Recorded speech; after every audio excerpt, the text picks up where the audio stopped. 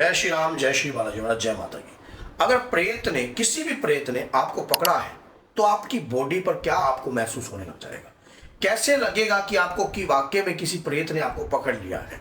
आज की वीडियो बहुत ज्यादा महत्वपूर्ण है उन लोगों के लिए जो कहीं भी चले जाते हैं, सोचते हैं कि हर जगह कुछ नहीं है, हर जगह ऐसा कुछ नहीं होता।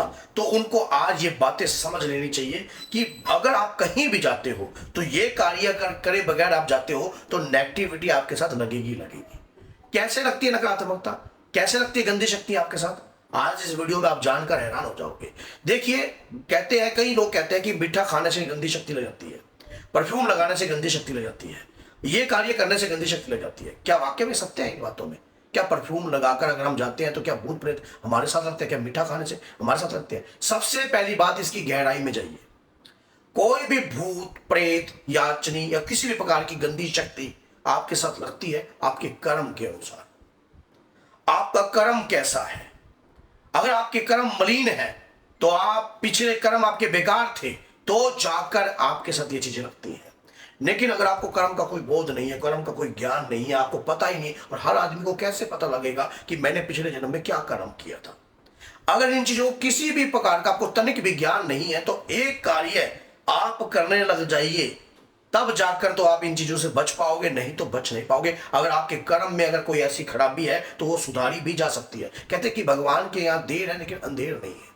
भगवान ने हमें बुद्धि दी है, विवेक दिया है, ज्ञान दिया है, समझने के लिए दिमाग दिया है, चलाने के लिए हाथ पैर दिए हैं और आंखें दी हैं देखने के लिए। तो हमें यह भी दिया है कि हम अपने कर्म को, अगर नहीं पता तो उन कर्मों को कैसे शुद्ध किया जा सकता है। सबसे पहली बात, आपको आपके कर्मों के बारे में पता नहीं और प्रेत व्याधा आपके साथ है। आपको पहला कार्य क्या करना है? अपना ओरा क्रिएट करना है। ओरा क्या होता है? ओरा एक ऐसी शक्ति है जो हमारे शरीर के इर्द गिर्द हमारे देवता की किरणों के माध्यम से, उसकी उनकी पूजा के माध्यम से वो हमारी रक्षा करती है। देखो, भक्ति और पूजा दोनों में अंतर है। जो व्यक्ति भक्ति करता है वो अपने कर्मों को, मलिनता को तुरंत खत्म कर देता है। मीरा ने भक्ति करी, भगवान श्री कृष्ण को प्राप्त किया। और जो कोई व्यक्ति पूजा करता है, मंत्र जाप करता है, उसमें संघर्ष है। भक्ति में अगर आप अपने इष्ट को किसी भी नाम से पुकारते हो, किसी भी प्रकार से बुलाते हो, तो वो आपके इष्ट जो है उसी नाम का बुरा नहीं मानते और आपसे प्रसन्न हो जाते हैं। लेकिन पूजा में एक ज्ञानी व्यक्ति जब पूजा करता है तो मंत्र का उल्लेखन करता है, और मंत्र में अगर त्रुटि होती है तो उसको सजा मिलने लग जाती है। तो भक्ति का मार्ग करने प्राप्त करके आप जो है अपने ओरे को क्रिएट कर सकते हो। जैसे आपने देखा कि राधा नाम लेने से वाकई में ओरा क्रिएट होता है 1000% होता है। अगर आप कंटिन्यू रोज की 3 माला, 4 माला, 5 माला, 11 माला का संकल्प ले लो कि मैं रोज की 5 माला करूंगा किसी भी अपने इष्ट आराध्य के नाम की। ओम सीताराम की माला का जाप कर सकते हो आप, ओम दुम दुर्गाय नमः का जाप कर सकते हो, माँ दुर्गा के नाम का जाप कर सकते हो, माँ और राधा रानी के नाम का जाप कर सकते हो। जाप जरूर करना है। तो मेरा मानने का, कहने का तात्पर्य ये है, अगर आपके अंदर भक्ति है तो नकारात्मकता आपके शरीर में प्रवेश नहीं कर सकती। क्यों? क्योंकि आप, भक्ति वाले व्यक्ति को कोई इच्छा नहीं होती है, उन्हें अपने इष्ट आराध्य को पाने की इच्छा होती है बस, और किसी प्रकार की उनकी इच्छा नहीं होती है। जो भक्ति मार्ग में चलते हैं, राणा सांगा ने मीरा के साथ दुराचारी कार्य करे, जहर का प्याला बना दिया और कांडों में सुला दिया, लेकिन उसी दौरान उन्होंने अपने भगवान श्री कृष्ण को नहीं छोड़ा, अपने इष्ट को नहीं छोड़ा। यही भक्ति आपको सर्वश्रेष्ठ बनाएगी। यही भक्ति बाहर की नकारात्मक से लड़ने से आपकी प्रोटेक्शन खड़ी करती है। पहला, ओरा आपको क्रिएट करना ही करना है।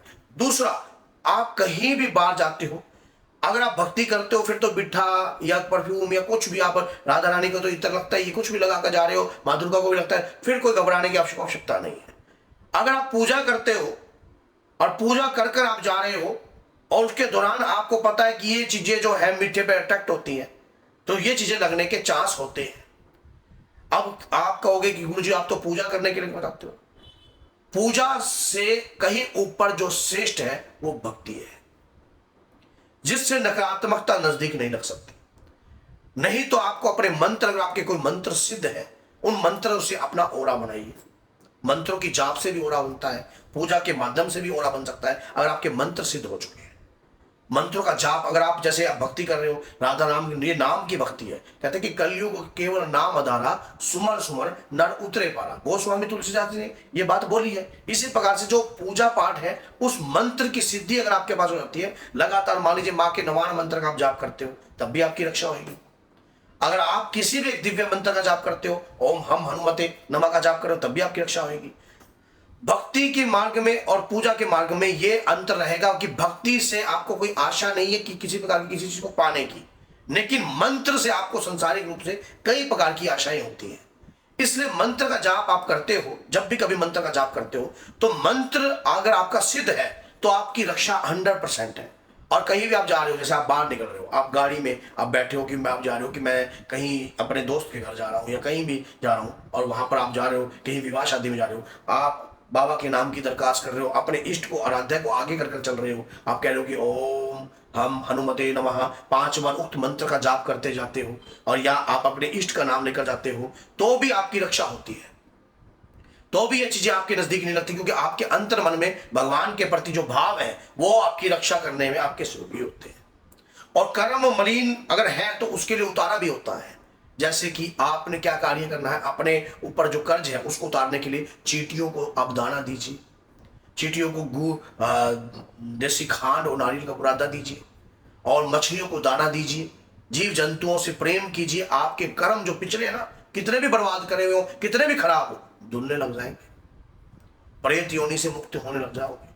जो गंदी प्रेत आपके साथ लगे हैं, आपको पता है राहु केतु शनि जब कभी भी आपके ऊपर महादशा या दशा के रूप में आते हैं, तो आपके साथ प्रेत संग जरूर होते हैं। कभी भी देखना जिसके ऊपर ये दशाएं चल रही होगी तो प्रेत के ग्रस्त में व्यक्ति जरूर होता है, या प्रेत से या जादू से या टोने से या तंत्र से, इन चीजों में उसका वो मानेगा।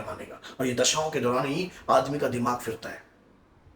तो आप अपने कर्मों को जानते नहीं हो, पहचानते नहीं हो, लेकिन एक भक्ति के मार्ग से और एक पूजा के मार्ग से आप जो है इन चीजों को खत्म कर सकते हो, और साथ में आप दान पुण्य थोड़ा थोड़ा करके ये चीजें खत्म हो सकती है, ये चीजें आपकी सफा हो सकती है, आपके घर पे परिवार पे कोई दिक्कत नहीं रहती है, आपकी लाइफ में बदलाव आने जाते हैं मात्र नाम की शक्ति से।